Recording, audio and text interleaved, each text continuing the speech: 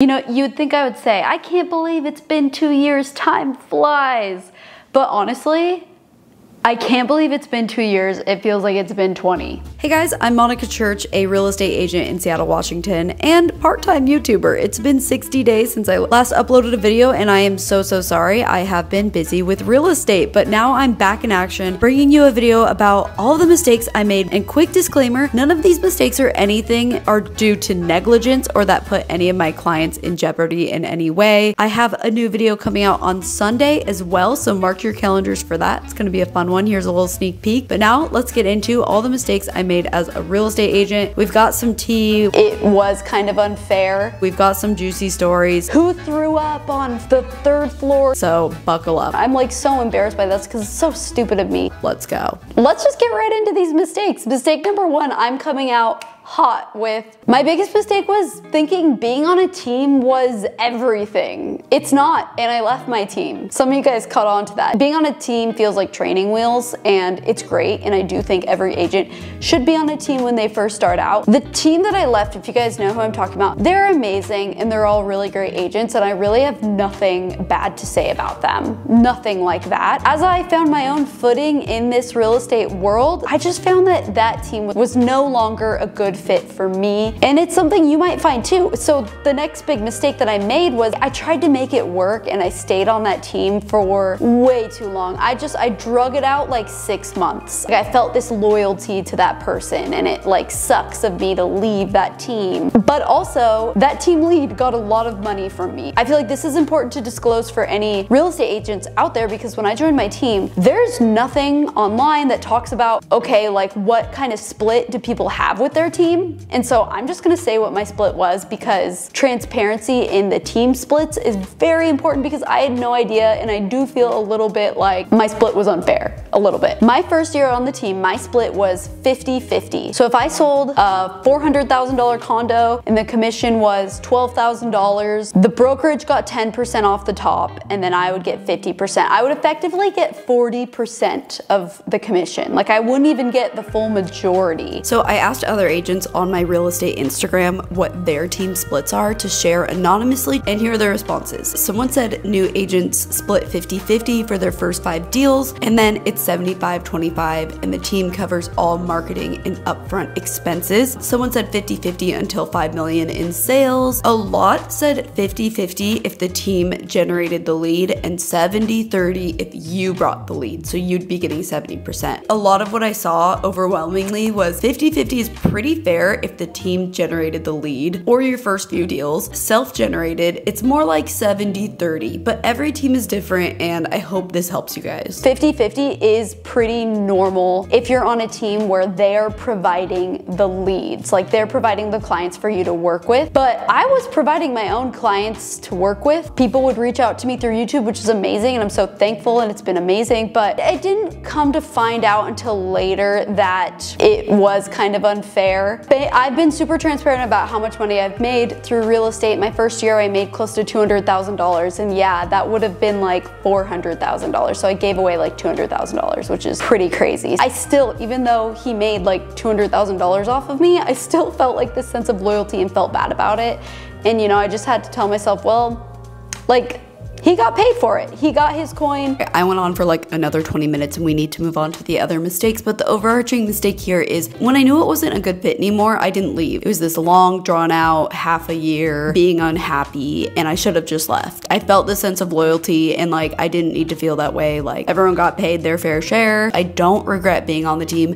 It made me the agent I am today, like so much better of an agent. I just wish I could go back in time and tell myself maybe I deserved a little bit of a better split from the beginning. Not having enough difficult conversations with sellers. That can be the hard part of having a listing. Is not everyone, but there are a lot of sellers out there that believe that their house is worth more than it's worth. It puts an agent in a tough position, because I'm the expert and I know this market and I know what your house is valued at. It's so hard though, because also a seller, they'll be like, I want to list it at this price. And if you say no, it needs to be at this, they're gonna find an agent that's gonna list it for the price that they want. Like, that's just what's gonna happen. And so I think in one situation, maybe I should have walked away, but something inside me just like compelled myself to like do it. I got this person that reached out, just called me up and was like, hey, I have a condo I need to sell. And I look it up, and this condo specifically has been put on the market like 4 or 5 times and it's failed to sell. And I'm like, oh my God, this is gonna be tough. I shouldn't do this, it's gonna be a waste of time. But something inside me, I wanted to do it. So I go to the condo. Let's see how it is. Bed is like all not made. Definitely needs like repainting. And I realized, whoa, I've actually been to this condo before. When it was listed, I toured with a buyer and we walked in and walked right out because it sucked. The carpets were gross. It was kind of dingy, kind of dirty, not presented well at all. Having toured buyers through this before, I've definitely gotten feedback that they just weren't super into it. The paint was all messed up. I knew it was gonna be a big challenge, and I was working with like pretty much zero budget from the seller to do anything to it. But something inside me was like, you know what, if I say no, she's gonna find someone else, they're gonna do what she says, she's gonna waste her time, it's gonna sit on the market forever, and it's just not gonna sell again, and it's just gonna stay in its terrible condition. And like, what's the point of all this if as real estate agents, we're not creating a better product? So even though I knew it would ultimately be a waste of time, I was like, I'm just gonna try. I'm gonna try and sell the unsellable condo. Okay, well, this is gonna be a challenge. So guess what? Me and my mom, we show up on like a Friday night at 8 p.m. We start washing those walls. The next day we start painting. My boyfriend Jason helped too. We paint the whole thing ourselves. It did have some furniture, so we spruced that up.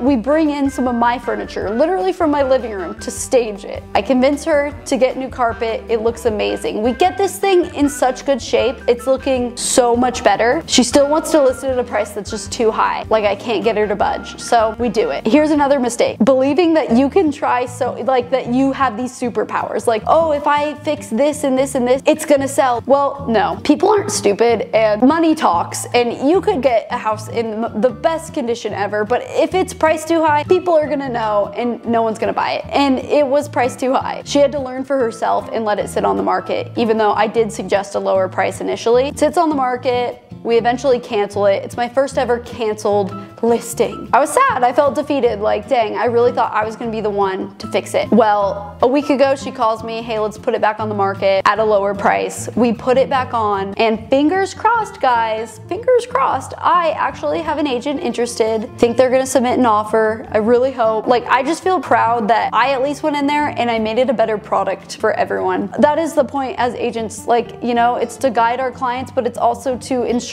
that these homes that we're selling are good products. This is a mistake I recently made that I am so embarrassed by. I think it's like one of like the dumbest things that I've ever done. I'm like still mad at myself and trying to get over that. You're probably like, what did you do? What? Here's what happened. As you guys know, I have a real estate YouTube channel. It's just dedicated to making videos about real estate in Seattle to educate people. Then they reach out. So I just recently uploaded a video about reasons not to move to Seattle. And it's talking about natural disasters for the most part. It was just something I wanted to touch on. I found this cool map that Seattle made about, you know, earthquakes that have happened. They pinpoint these things. It's a really cool resource. One of the things I talked about in it was landslides. And I mentioned this landslide that happened in Bellevue. It was like this house that Bellevue water main broke and the house slid off. I found like a news clip of the house and used it as B-roll to show it. It was just something I had heard about and like seen on the news, and I didn't research much about it past that, but I just added it as B-roll. Then when I was going to make my thumbnail, I used that house in the thumbnail. That was messed up. Oh my gosh, I like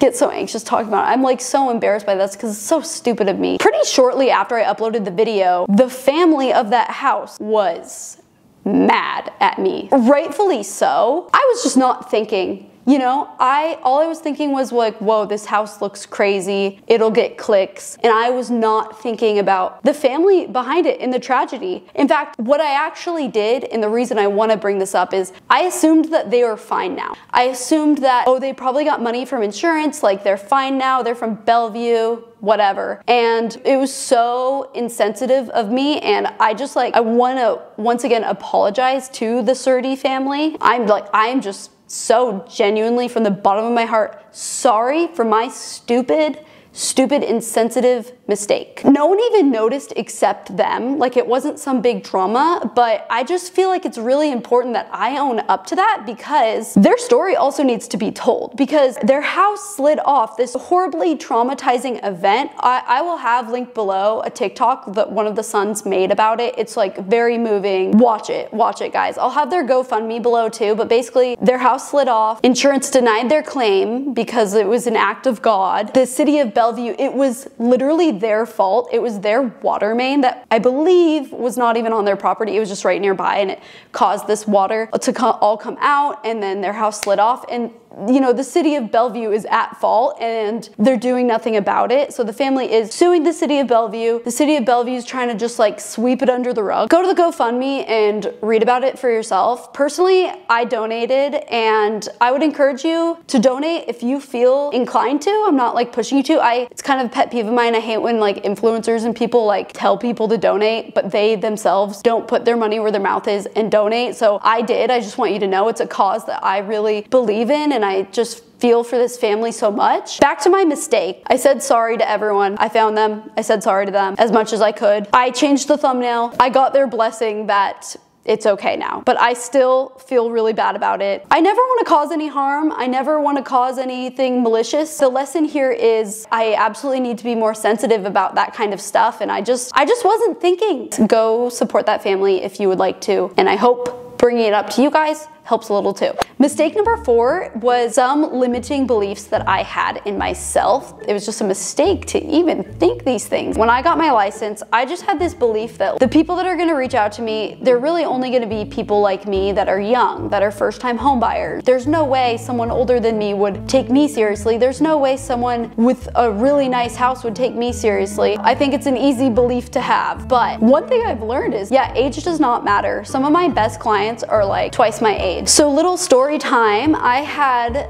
a client reach out that wants to sell their house, and it's a really nice house. It's definitely qualifies as a luxury listing, and I've never had a luxury listing. And so I was like, okay, I could help them, but you know, maybe a different agent would be good for this. And so I show up to the listing appointment with flyers for different real estate agents. That was my plan. I was like, there's no way that they're gonna wanna work with me. I'm gonna have other agents that I'm gonna recommend to them. So I show up at this meeting and I sit down with these papers and I'm like, these are people I would recommend to you. They'll do an amazing job. I know that they will. I could do it too, but like, I really feel like they'd be great. And she's just like, no, I don't want them. I want you. I'm so thankful for that, because I think that's just something I needed to hear. I will do such a good job. I will do a better job than these other agents. I will. So I'm very happy to announce, holding my breath still because nothing's official yet, I potentially soon have my first luxury listing coming on. I'm super excited about it. Can't wait to show you guys it. Next and final mistake was believing that I could do it all. In this other video that I have, I was like, I'm gonna be a real estate agent, I'm gonna make my videos, I'm gonna come out with this website that I'm excited about to recommend agents, make a course, I'm gonna have coaching, and I'm gonna go make YouTube channels for other agents. Like, I really was thinking like, I mean, I knew I couldn't do all of that, but I thought I could do a lot of it, and okay, no, I couldn't. So I wanted to give you an update on that because I am pivoting. The biggest thing I learned, you can't make a YouTube channel for someone else. That's the thing about YouTube and creators, is the beauty of it is you have to want it for yourself, and you're making every piece of it. If you try and make a YouTube channel for someone else, it's like it loses its soul. Then that person, it's like they just don't want it bad enough. I don't know. So I went to Austin, Texas. I was starting this YouTube channel for this team. I spent my own money going there, my own time making all these videos, all this stuff, and it just wasn't coming together right. And I pretty quickly learned, okay, that was a mistake, thinking that I could A, make a channel for someone else, and B, like keep it up. That's just not how YouTube works. Like, you have to be the creator yourself. I'm no longer doing that. I'm no longer gonna make YouTube channels for people. It just doesn't work. I am opening up coaching calls for people that do want to make their own videos. So I'll have a link below. And stay tuned, I have a new video coming out on Sunday that I am just so excited about. It's about how I launched my coaching business. So anyone that's interested in launching an online business or anything like that, you gotta come back Sunday for that video. I don't know, I'm really excited about it. There's a questionnaire you fill out beforehand, and then we get right into the meat of how I can help you. A lot of what I think I provide is, okay, these are the next 10 videos you should make, and these are gonna be the better ideas, the better titles, the better thumbnails, just like go through and help you plan things to be better. Questions on how to storytell and quality, all these things. It's just one-on-one time. It is $500 an hour. That is just how I priced what my time is worth for something like that. Anything less, I got other things I wanna do. But I am really passionate about helping people in this space. So if it's something you're interested in, I have some time slots available down there. Hopefully they're still there. But I am also still going to make my self-paced course. It takes a while for me to dump out all of the knowledge in my brain into a way that I believe is really gonna help people. So just be patient there. Okay, bonus mistake. This actually isn't a mistake, it's just a fun story. So I had a listing in my dream condo building, the Queen Anne High School. It used to be a high school, so they have chalkboards in the hallways, like original chalkboards. The day my listing goes live, I go check up on it, make sure everything's good, and I'm walking through the hallway, and on the chalkboard, some resident wrote, "Who threw up on the 3rd floor staircase?" Something like that. Could you imagine, like, someone's going to go see that home, potentially want to live in it, and that's their first impression, they see that someone threw up on the 3rd floor staircase? So yeah, I erased that very quickly. I'm glad I saw it the day it was going live, made sure no one saw that, but be sure to check up on your listings often.